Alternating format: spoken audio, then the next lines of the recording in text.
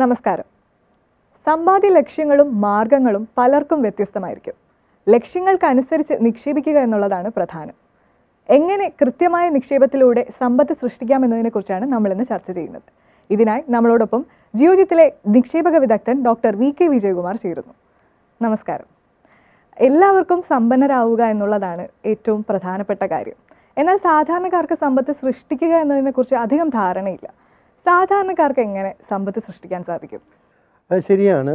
സമ്പന്നരാവണം എന്നാണ് എല്ലാവരുടെയും ആഗ്രഹം. മഹാഭൂരിപക്ഷത്തിനും സമ്പന്നരാവണം എന്നാണ് ആഗ്രഹം.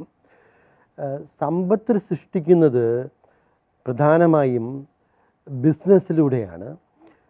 ബിസിനസ്സിൽ വിജയിക്കുന്ന സംരംഭകർ വലിയ സമ്പത്ത് സൃഷ്ടിക്കുന്നു. ലോകത്തിലെ ഏറ്റവും വലിയ സമ്പന്നരുടെ പട്ടിക എടുത്തു കഴിഞ്ഞാൽ ആമസോണിൻ്റെ ജെഫ് ബെസോസ് ആയാലും മൈക്രോസോഫ്റ്റിൻ്റെ ബിൽ ഗേറ്റ്സ് ആയാലും ഇവരൊക്കെ തന്നെ സമ്പത്ത് സൃഷ്ടിച്ചത് ബൈ സക്സസ്ഫുള്ളി റണ്ണിങ് ബിസിനസ്. പക്ഷേ സാധാരണ ജനങ്ങൾ ബിസിനസ്സുകാരല്ല, ജോലി ചെയ്ത് വരുമാനം ആർജിക്കുന്നവരാണ് ബഹുഭൂരിപക്ഷ ആളുകൾ. പക്ഷേ ഇങ്ങനെ സാധാരണ ജോലി ചെയ്ത് വരുമാനം ആർജിക്കുന്ന വ്യക്തികൾക്കും സമ്പത്ത് സൃഷ്ടിക്കാൻ സാധിക്കും. അതിനുള്ള അവസരം ഇപ്പോൾ ഉണ്ട് എന്നുള്ളതാണ് യാഥാർത്ഥ്യം. ഇവിടെ ഒരു ചോദ്യത്തിനുള്ള ഒരു കൃത്യമായ മറുപടിക്ക് വേണ്ടിയിട്ട് ഞാൻ വരുമാനവും സമ്പത്തും തമ്മിലുള്ള വ്യത്യാസം ഒന്ന് വിശദീകരിച്ച് പറയാം. വരുമാനം നമ്മൾ ജോലി ചെയ്യുമ്പോൾ അതിന് കിട്ടുന്ന പ്രതിഫലമാണ്. You work for money, you are compensated for working. So salary or the income that you get is the compensation for the work that you do. അതുകൊണ്ട് നമ്മൾ സാധാരണ പറയാറുള്ളത് income is earned. You work and earn your income. അഖില ജീവിതത്തിൽ ജോലി ചെയ്യുന്നു, you are getting your income. സമ്പത്ത് എന്ന് പറയുന്നത് ഏൺ ചെയ്യുന്നതല്ല, സമ്പത്ത് സൃഷ്ടിക്കുന്നതാണ്. ആ ഒരു വ്യത്യാസം വളരെ പ്രധാനപ്പെട്ടതാണ്. Income is earned, wealth is created. ഇന്നത്തെ കാലഘട്ടത്തിൽ സമ്പത്ത് സൃഷ്ടിക്കപ്പെടുന്നത് അതിനുള്ള പ്രധാനമായിട്ടുള്ള ഒരു മാർഗം ഓഹരി വിപണിയാണ്. പല കാലഘട്ടങ്ങളിലും സമ്പത്ത് പല രൂപത്തിലായിരുന്നു. പണ്ട് കാലങ്ങളിൽ കന്നുകാലികളായിരുന്നു സമ്പത്ത്, പിന്നീട് സ്വർണം സമ്പത്തായി മാറി. ഇന്നിപ്പോൾ സമ്പത്ത് എന്ന് പറഞ്ഞാൽ പ്രധാനമായിട്ടും ഓഹരികളിലൂടെ സൃഷ്ടിക്കപ്പെടുന്ന സമ്പത്താണ്. ഉദാഹരണം പറയുകയാണെങ്കിൽ നമ്മുടെ സെൻസെക്സ്, ബോംബെ ഓഹരി സൂചികയാണ് സെൻസെക്സ് എന്ന് പറയുന്നത്. സെൻസെക്സ് 1979 100 ഇപ്പോൾ അത് 37,000 മുകളിലാണ്. ഏകദേശം 37,000 എന്ന് വെച്ചോളൂ. എന്ന് പറയുമ്പോൾ ഇറ്റ് ഹാസ് മൾട്ടിപ്ലൈഡ് 370 ടൈംസ്. കഴിഞ്ഞൊരു 25 വർഷത്തിൽ 100 times, 200 times, 300 times, 500 times multiply ചെയ്തിട്ടുള്ള സ്റ്റോക്സ് ഉണ്ട്.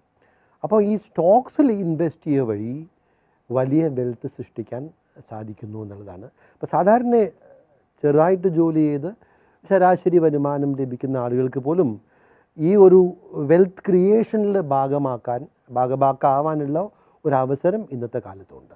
മറ്റ് നിക്ഷേപ മാർഗങ്ങളെ വെച്ച് നോക്കുമ്പോൾ കൂടുതൽ നേട്ടം തരുന്നത് ഓഹരി വിപണിയാണ്. അതെന്തുകൊണ്ടാണ് അങ്ങനെ? കഴിഞ്ഞ 150 കൊല്ലത്തെ ഫൈനാൻഷ്യൽ ഹിസ്റ്ററി പരിശോധിച്ചു കഴിഞ്ഞാൽ അതിനുള്ള വളരെ ലളിതമായിട്ടുള്ളൊരു നിഗമനം ഇതാണ്: stocks outperform all other asset classes by a wide margin. In the long run, short റണ്ണിൽ വ്യത്യാസങ്ങളുണ്ടാവാം. അതിനുള്ള ഒരു ലളിതമായിട്ടുള്ള ഉത്തരം ഞാൻ ചില ഉദാഹരണങ്ങൾ കൂടെ പറയാം. ഉദാഹരണത്തിന്, ഒരു വ്യക്തി ബാങ്കിൽ പണം ഡെപ്പോസിറ്റ് ചെയ്യുന്നു വിചാരിക്കുക. ബാങ്കിൽ പണം ഡെപ്പോസിറ്റ് ചെയ്യുന്നൊരു വ്യക്തി ബാങ്കിന് പണം കടം കൊടുക്കുകയാണ് ചെയ്യുന്നത്. ബാങ്ക് 7% പലിശ കൊടുക്കുന്നു, ബാങ്ക് ആ പണം 11% കടം കൊടുക്കുന്നു, 4% ബാങ്കിൻ്റെ ലാഭം. സ്വർണ്ണത്തിൽ പണം നിക്ഷേപിക്കുകയാണെങ്കിൽ നമ്മൾ സാധാരണ ആളുകൾ അതാണല്ലോ ചെയ്യുന്നത്. ഇന്ത്യയിലെ ബഹുഭൂരിപക്ഷവും ഒന്നുകിൽ ബാങ്ക് ഡെപ്പോസിറ്റ്, അല്ലെങ്കിൽ സ്വർണം, അല്ലെങ്കിൽ small savings, national savings certificates മുതലായിട്ടുള്ള സ്മോൾ സേവിങ്സ്. കൂടുതൽ പണമുള്ള ആളുകൾക്ക് റിയൽ എസ്റ്റേറ്റിൽ ഇൻവെസ്റ്റ് ചെയ്യാം. ഇത്തരത്തിലാണ് ഇൻവെസ്റ്റ്മെൻറ്റ്സ്. ഇതിൽ ബാങ്കിൽ ഡെപ്പോസിറ്റ് ചെയ്യുമ്പോൾ നേരത്തെ പറഞ്ഞ പോലെ you are lending money to the bank. ഗോൾഡിൽ ഇൻവെസ്റ്റ് ചെയ്യുമ്പോൾ ഗോൾഡ് ഒരു പ്രൊഡക്റ്റീവ് അസറ്റ് ക്ലാസ് അല്ല. അലുമിനിയത്തിനെ പോലെയോ ഇരുമ്പിനെ പോലെയോ സ്വർണം ഉണ്ടാക്കാൻ പറ്റില്ല. അത് കാരണം അതിനൊരു സ്കേഴ്സിറ്റി വാല്യൂ ഉണ്ട്. മാത്രമല്ല, നമ്മൾ ഇറക്കുമതി ചെയ്യുന്ന സാധനമായത് കാരണം റുപ്പി ഡിപ്രീസിയേഷൻ ഉണ്ടാകുമ്പോൾ അതിൻ്റെ വാല്യൂ കയറുന്നു. അതുകൊണ്ടാണ് ദീർഘകാലയളവിൽ സ്വർണ്ണത്തിന് വലിയ റിട്ടേൺസ് കിട്ടുന്നത്. സ്മോൾ സേവിങ്സിൽ നമ്മൾ പണം പബ്ലിക് പ്രോവിഡൻറ്റ് ഫണ്ട് അല്ലെങ്കിൽ നാഷണൽ സേവിങ്സ് സർട്ടിഫിക്കറ്റ്സ് ഇതിലൊക്കെ പണം നിക്ഷേപിക്കുമ്പോൾ ആ പണം ഉപയോഗിക്കുന്നത് സർക്കാരാണ്. സർക്കാർ പ്രധാനമായിട്ടും സർക്കാരുകളുടെ കമ്മി നികത്താൻ വേണ്ടിയിട്ടാണ് ഈ പണം ഉപയോഗിക്കുന്നത്. അപ്പോൾ ഈ പറഞ്ഞ രീതികളൊക്കെ തന്നെ ഒരു ഇക്കണോമിക് ആക്ടിവിറ്റിയിലേക്ക് നയിക്കുന്നില്ല. നേരെ മറിച്ച് നിങ്ങളൊരു ഷെയർ വാങ്ങിക്കും. ഇപ്പോൾ അഖില ഒരു ഷെയർ വാങ്ങിക്കും. നല്ലൊരു ഷെയറിൻ്റെ പേര് പറയൂ ഇഷ്ടമുള്ളത്. ടാറ്റാ സ്റ്റീൽ. അപ്പോൾ ടാറ്റാ സ്റ്റീലിൻ്റെ ഒരു ഓഹരി വാങ്ങുകയാണെങ്കിൽ ടാറ്റാ സ്റ്റീലിൻ്റെ ഇപ്പോഴത്തെ വില ഏകദേശം 620 രൂപയാണ്. ടാറ്റാ സ്റ്റീലിൻ്റെ ഒരു ഓഹരി വാങ്ങിക്കുമ്പോൾ ടാറ്റാ സ്റ്റീൽ എന്നുള്ള കമ്പനിയുടെ ഉടമസ്ഥയാവുകയാണ് ചെയ്യുന്നത് അഖില. മനസ്സിലായില്ലേ? ഒരു പക്ഷേ 100 ഷെയറേ വാങ്ങിക്കുന്നുണ്ടാവുള്ളൂ. ഒരു ഫോറിൻ ഇൻസ്റ്റിറ്റ്യൂഷണൽ ഇൻവെസ്റ്ററോ ഒരു ഫോറിൻ പെൻഷൻ ഫണ്ടോ അല്ലെങ്കിൽ ഒരു മ്യൂച്വൽ ഫണ്ടോ ദശലക്ഷക്കണക്കിന് ഷെയറുകൾ വാങ്ങിക്കുന്നുണ്ടാവും. You are only buying 100 shares. പക്ഷേ ഈ ഒരു ടാറ്റാ സ്റ്റീൽ എന്നുള്ള കമ്പനീൻ്റെ ഷെയർ പ്രൈസ് 600 രൂപ എന്നുള്ള ഇപ്പോഴത്തെ ഷെയർ പ്രൈസ്, അത് കൊടുക്കുന്ന ലാഭവിഹിതം, ഇതൊക്കെ തന്നെ അഖിലയ്ക്കും മറ്റുള്ള വലിയ ഇൻവെസ്റ്റേഴ്സിനൊക്കെ ഒരേപോലെയാണ്. So you are becoming the owner of Tata Steel, a small owner of the Tata Steel. അപ്പോൾ ഒരു ഓഹരി എന്ന് പറയുമ്പോൾ ഓഹരിയിൽ നിക്ഷേപിക്കുമ്പോൾ you are buying part of the business. ബിസിനസ്സാണ് വെൽത്ത് സൃഷ്ടിക്കുന്നത്, സമ്പത്ത് സൃഷ്ടിക്കുന്നത്. അപ്പോൾ ഒരു ഓഹരിയിൽ പണം നിക്ഷേപിക്കുന്ന സമയത്ത് ആ ബിസിനസ്സിൻ്റെ നമ്മൾ ഉടമസ്ഥരായി മാറുന്നതുകൊണ്ട് അതിൽ സമ്പത്ത് സൃഷ്ടിക്കപ്പെടുന്നു എന്നുള്ളതാണ് ഏറ്റവും വലിയ പ്രധാനമായിട്ടുള്ള കാര്യം. ഒരു ഉദാഹരണം കൂടെ പറയുകയാണെങ്കിൽ 1993 IPO ഇനീഷ്യൽ പബ്ലിക് ഓഫറിംഗ് നടത്തിയിട്ടുള്ള പ്രസിദ്ധമായ കമ്പനിയാണ് ഇൻഫോസിസ്. ഇൻഫോസിസിൽ 1993 100 ഷെയർസിൽ 9,500 രൂപ നിക്ഷേപിച്ചിട്ടുള്ള ഒരാൾ ഇന്ന് ആ നിക്ഷേപത്തിൻ്റെ ഇപ്പോഴത്തെ കമ്പോളം മൂല്യം 7 കോടിയിലധികമാണ്. ഇത് സാധാരണ ആളുകൾക്ക് വിശ്വസിക്കാൻ പ്രയാസം തോന്നും. അത്രയും പണം ബാങ്കിലിട്ടിരുന്നെങ്കിൽ ഏകദേശം 85,000 രൂപയായിട്ടുണ്ടാവും. അതാണ് ഇപ്പോൾ മോർ ദാൻ 7 crores. അതുപോലെ തന്നെ മ്യൂച്വൽ ഫണ്ട്സ് 93 10 രൂപ NAV ഉണ്ടായിരുന്ന ചില മ്യൂച്വൽ ഫണ്ടുകളുടെ NAV ഇപ്പോൾ 1000-ന് മുകളിലാണ്. അപ്പം അന്ന് 1,00,000 രൂപ നിക്ഷേപിച്ചിരുന്നെങ്കിൽ ഇപ്പോഴത്തെ അതിൻ്റെ വിറ്റ കിട്ടുന്നത് 1 കോടി രൂപയിൽ കൂടുതലാണ്. So when you are investing in stocks, either directly or to the mutual fund route, you are participating in this wealth creation.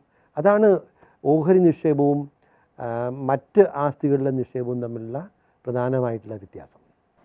ഇപ്പോൾ അതിൻ്റെ ബെനിഫിറ്റ്സിനെ കുറിച്ച് സാറ് പറഞ്ഞു. അതുപോലെ തന്നെ ആൾക്കാരിലുള്ളൊരു ധാരണയാണ് ഇതൊരു ചൂതാട്ടമാണ്, ഓഹരി വിപണി എന്ന് പറയുന്നത് ഒരു ചൂതാട്ടമാണ്, നഷ്ടസാധ്യതകൾ കൂടുതലാണ് എന്നൊക്കെ.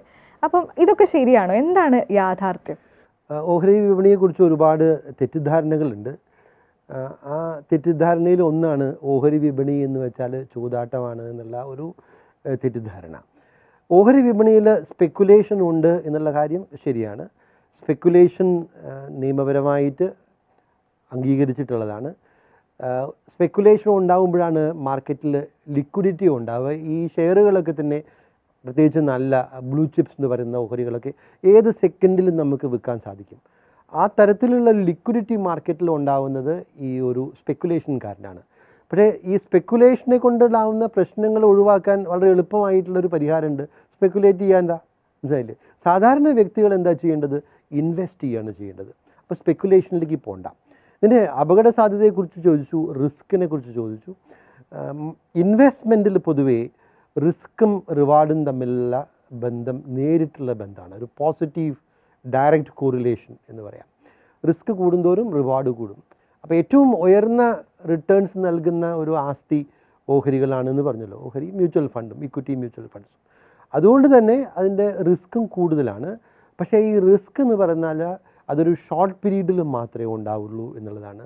ഒരു 4 വർഷത്തിൽ കൂടുതൽ ഒരു ടൈം ഹൊറൈസൺ ഉള്ള ഒരു ഇൻവെസ്റ്ററെ സംബന്ധിച്ചിടത്തോളം നല്ല ഓഹരികളിലാണ് നിക്ഷേപിക്കുന്നത് എങ്കിൽ, അല്ലെങ്കിൽ ഇക്വിറ്റി മ്യൂച്വൽ ഫണ്ടുകളിലോ ഹൈബ്രിഡ് ഫണ്ടുകളിലൊക്കെയാണ് നിക്ഷേപിക്കുന്നതെങ്കിൽ തീരെ റിസ്ക് ഇല്ല എന്നുള്ളതാണ് എൻ്റെ അഭിപ്രായം. അത് ചരിത്രം പരിശോധിച്ച് കഴിഞ്ഞാൽ, ഇൻവെസ്റ്റ്മെൻറ്റിൻ്റെ ചരിത്രം പരിശോധിച്ച് കഴിഞ്ഞാൽ അത് ബോധ്യപ്പെടും. അപ്പോൾ ഈ റിസ്കുകൾ ഒഴിവാക്കാൻ സ്പെക്കുലേഷന് പോണ്ട, ദീർഘകാലത്തേക്ക് ഇൻവെസ്റ്റ് ചെയ്യുക, അതാണ് പ്രധാനമായിട്ടുള്ള കാര്യം. ഓഹരി വിപണിയിൽ നിക്ഷേപിക്കുന്നതിന് അത്യാവശ്യം വൈദഗ്ധ്യം വേണം എന്നാണ് എല്ലാവരുടെയും ഒരു ധാരണ.